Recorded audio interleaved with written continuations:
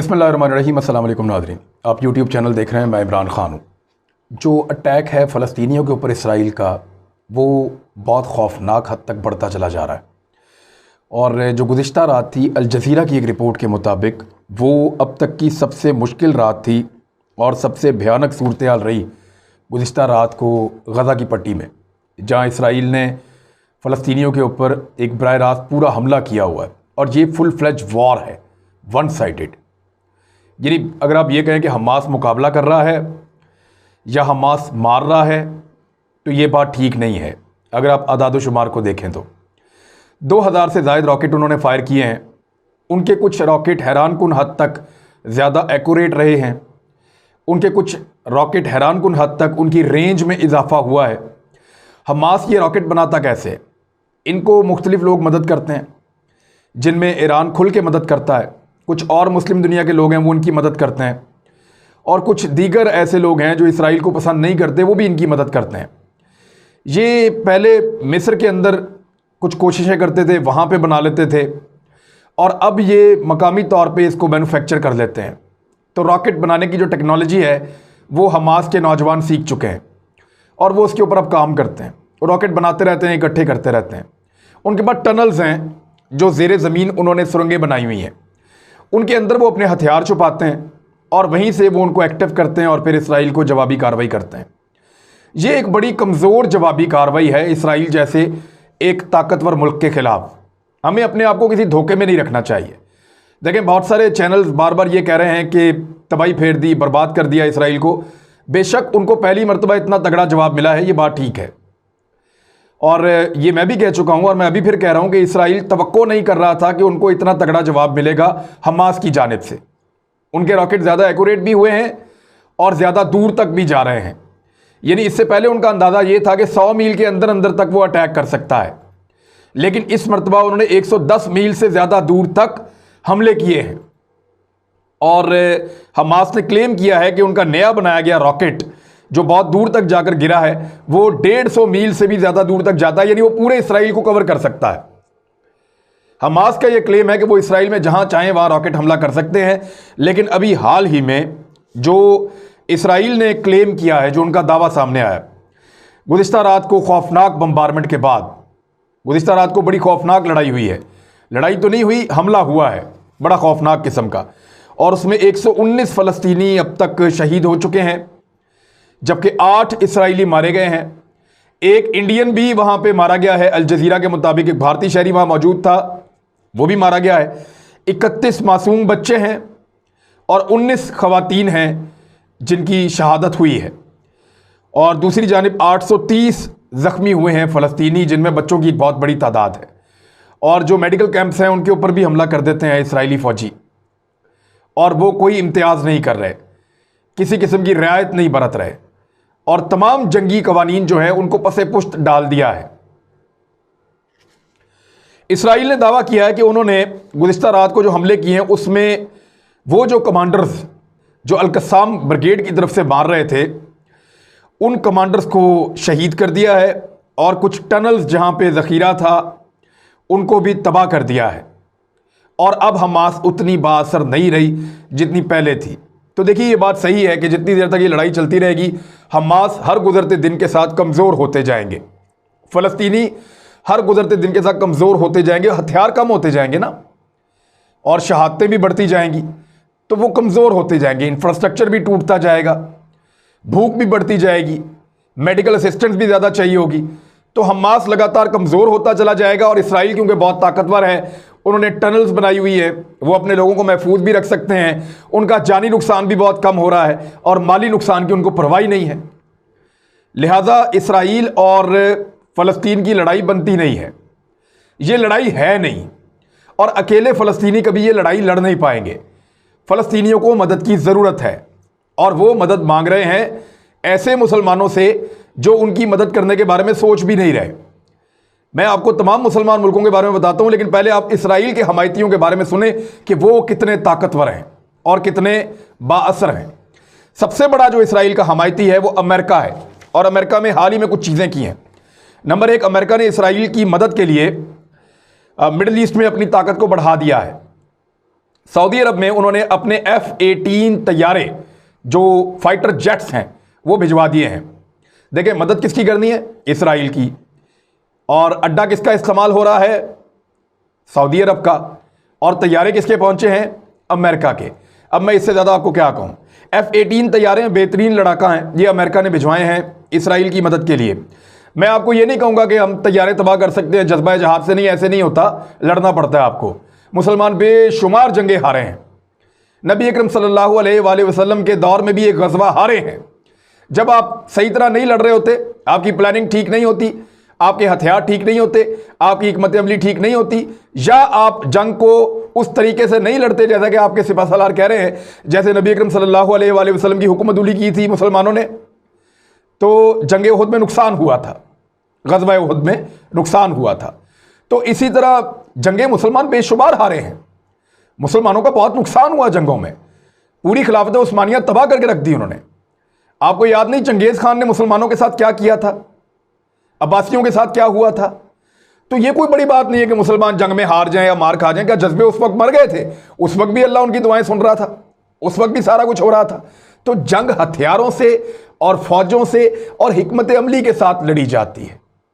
अल्लाह ताला की मदद आपके साथ तब शामिल हो जाती है, आपके जज्बे तब काम आते हैं जब आपकी बेहतरीन प्लानिंग, बेहतरीन इत्तेहाद, बेहतरीन इत्तफाक और बेहतरीन हिकमत अमली हो। तो F-18 जो है वो बड़े तगड़े हैं और बड़े शानदार हथियार हैं जो सऊदी सरजमीन पे पहुंचे हैं इसराइलियों को बचाने के लिए। जनरल असम्बली का जो इजलास अक़वाम मुत्तहिदा में हंगामी तौर पे बुलाया गया था, एतवार को वो इजलास होना था, उसको मुअत्तल करवा दिया है अमेरिका ने अपने असर रसूख के ज़रिए से। ये इसराइल की एक और मदद की है कि रज के मारो, और अभी हम इजलास नहीं होने दे रहे, आपके ऊपर कोई दबाव हम नहीं आने देंगे। और सेनेटर्स ने एक करारदाद पेश की है, एक ख़त लिखा है सदर जो बाइडन को, और ये जो ख़त है ये मैं आपको दिखा देता हूँ। ये ख़त है जी, और इसके अंदर इन्होंने कहा है कि हम मज़म्मत करते हैं इसराइल के ऊपर जो रॉकेट हमले कर रही है एक दहशतगर्द तंजीम जिसका नाम है हमास। और हमास को हम लोगों ने 1997 से दहशतगर्द करार दिया हुआ है, लेकिन ईरान इसको सपोर्ट करता है और ये बहुत ज़्यादा नुकसान कर रही है इसराइल का, और इसराइल के साथ जुल्म हो रहा है, ज़्यादती हो रही है, जबर हो रही है।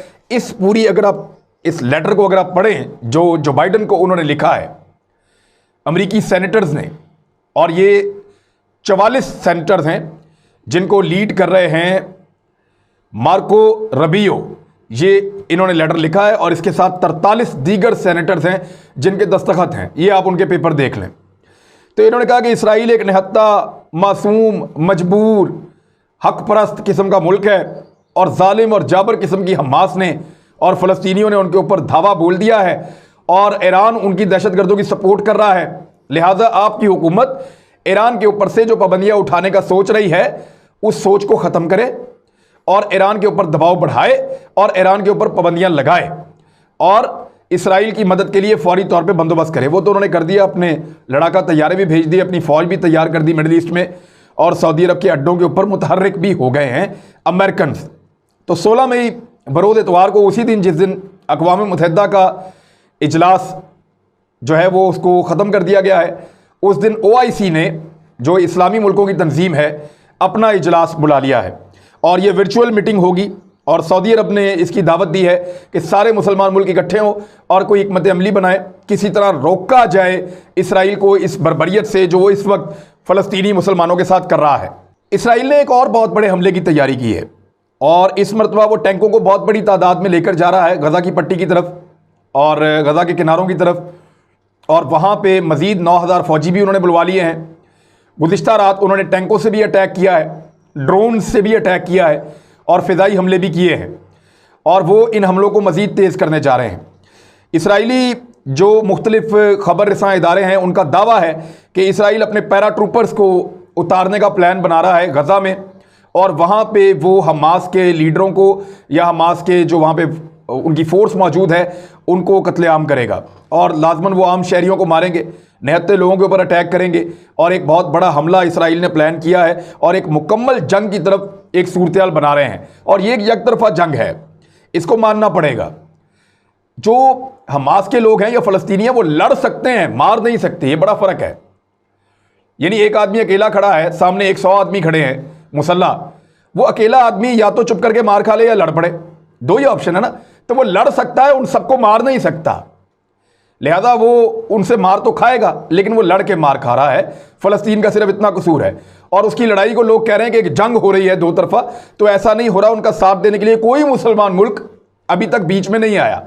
तैयब उर्दगान के कुछ स्टेटमेंट आए हैं, उन्होंने पहले कहा इनको सबक सिखाना पड़ेगा, मुसलमान मुल्कों से बात की, पाकिस्तान से बात की, फिर उन्होंने रशिया से बात की, फिर उन्होंने कहा कि एक इंटरनेशनल प्रोटेक्शन फोर्स बनाकर फ़लस्तीन में भेज दी जाए ताकि इसराइली उनके ऊपर तो अटैक ना कर सकें, इस तरह फ़लस्तीनी मुसलमान जो हैं वो महफूज रह जाएंगे। अब टैंकों के पहुंचने के बाद जो सरहदी इलाके हैं गज़ा की पट्टी के, वहाँ के मुसलमान फ़लस्तीनियों ने नकल मकानी शुरू कर दी है, लेकिन भाग कर जाएंगे कहाँ पे? छोटा सा इलाका है गज़ा, बहुत छोटा। अगर नक्शे पे देखें तो इसराइल खुद बहुत छोटा सा है, उसमें गज़ा बिल्कुल ही छोटा सा इलाका है, एक तरफ समंदर है और फिर इसराइल ने घेरा डाला हुआ है। वहाँ से निकल के कहाँ जाएंगे? कहीं दूर जा नहीं सकते, चंद मील का इलाका है, उसके बीच में फंसे हुए हैं और भाग के कहीं जा भी नहीं सकते। तो वो जितना मैक्सिमम हो सकता है टैंकों से और हथियारों से दूर भागने की कोशिश कर रहे हैं। जो निहत्ते मासूम शहरी हैं वहाँ के, ख़वातीन, बच्चे, और पत्थरों के साथ मुकाबला कर रहे हैं दुनिया के बेहतरीन हथियारों का। अब अमेरिका ने जो पूरा साथ दे दिया है इसराइल का और यूरोप ने पूरा साथ दे दिया है इसराइल का, तो मुसलमानों के पास ऑप्शन क्या रह जाती है? लेकिन पाकिस्तान अगर इस जंग में जाता है तो अरब साथ नहीं देंगे और शायद कोई और मुल्क भी ना दे। पाकिस्तान को लोग उकसा रहे हैं कि आप फौरन जंग में चले जाएं। मेरी भी दिली ख्वाहिश है कि इसराइल को फेंटी लगनी चाहिए, देखी जाएगी, लेकिन पूरी दुनिया आपके खिलाफ आपके साथ लड़ेगी। एक ही सूरत है, तुर्की अकेला नहीं जा सकता, पाकिस्तान अकेला नहीं लड़ सकता, ईरान अकेला नहीं लड़ सकता, कोई मुल्क ये लड़ाई अकेला नहीं लड़ सकता, क्योंकि इसराइल अकेला नहीं मार रहा उनको। फिलहाल उसको मारने के लिए बाकियों की जरूरत नहीं है, वो सिर्फ फलस्तीनियों का कत्लेआम कर रहा है। जब आप उसको रोकेंगे सारी दुनिया उसके साथ मिलकर आपके साथ लड़ेगी। आपको कम से कम एक बड़ा इत्तेहाद चाहिए, एक बड़ा इत्तेहाद जिसमें आपके साथ कम से कम अरब खड़े हों, सऊदी अरब, यूएई। मैं आपके सामने एक डाटा रखता हूं, ये देखें। अमेरिका जो हथियार बेचता है ना पूरी दुनिया को, उनमें जिन मुल्कों ने सबसे ज्यादा हथियार अमेरिका से खरीदे हैं 2018 की रिपोर्ट के मुताबिक अब तक, वो सऊदी अरब है, जो दुनिया में हथियारों का सबसे बड़ा वैसे भी खरीदार है और जो अमेरिका से भी सबसे ज्यादा हथियार लेता है।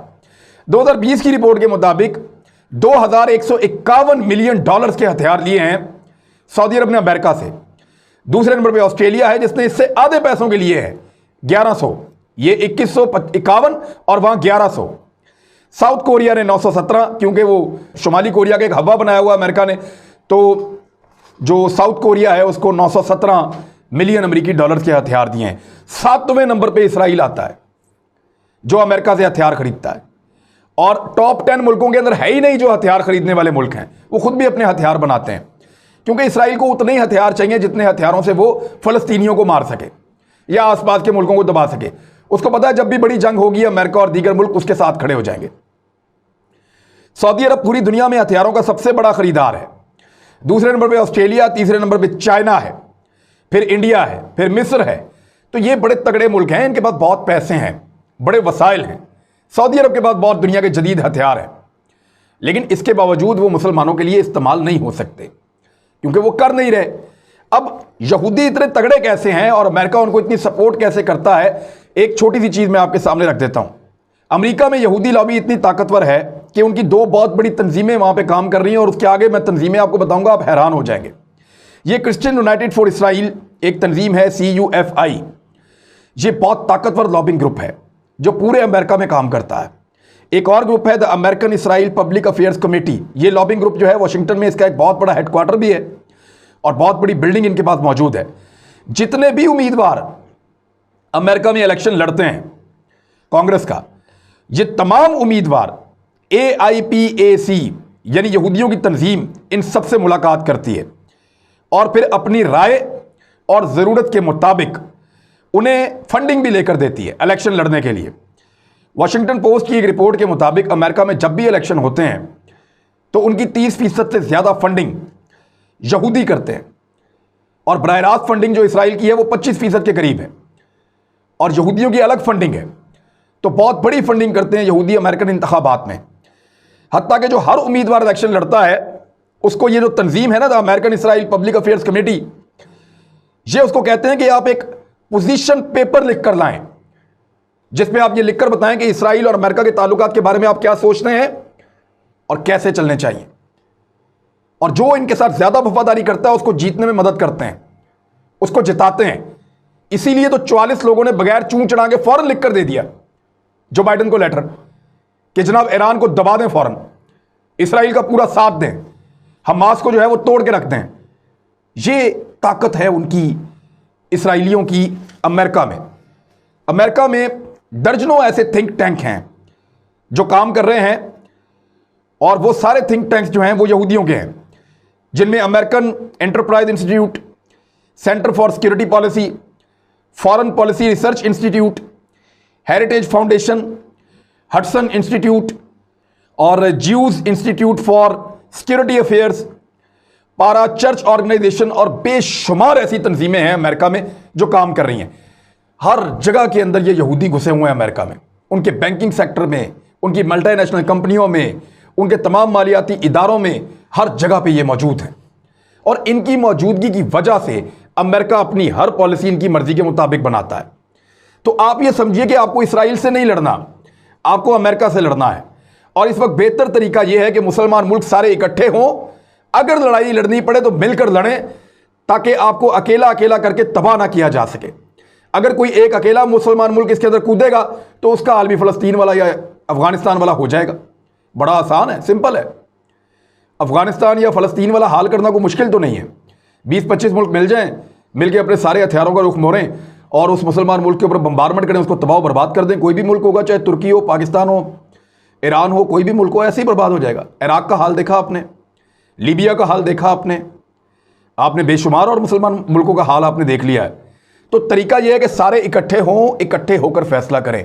OIC के प्लेटफॉर्म से उम्मीद की जा सकती है शायद कुछ बेहतर हो जाए, लेकिन अभी कुछ कहना कबल वक्त है। रियल पिक्चर मैंने आपके सामने रखी है।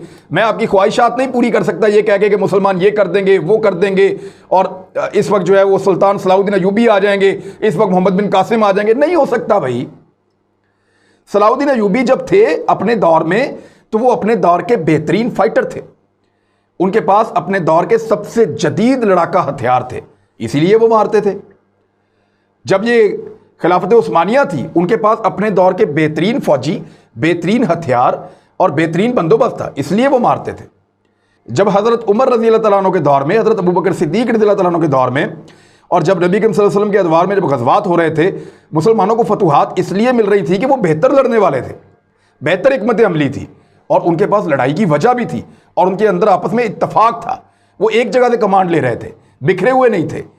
तो इस बात को समझें, अल्लाह की मदद आपके साथ आएगी जब आप इकट्ठे हो जाएंगे। अकेले अकेले लड़ने से आप सारे एक एक करके ख़त्म हो जाएंगे। मुसलमानों के पास ये एक मौका है, इससे फ़ायदा उठाएं। अब तक के लिए इतना ही। अपना ख्याल रखिएगा, अपने इस चैनल का भी। अल्लाह हाफ़िज़।